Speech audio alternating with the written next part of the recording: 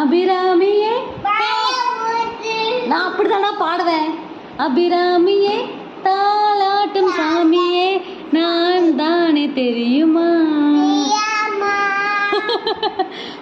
லாலே லால லால லால லால உன்னை எண்ணி பார்க்கையில் கவிதை கொட்டுது.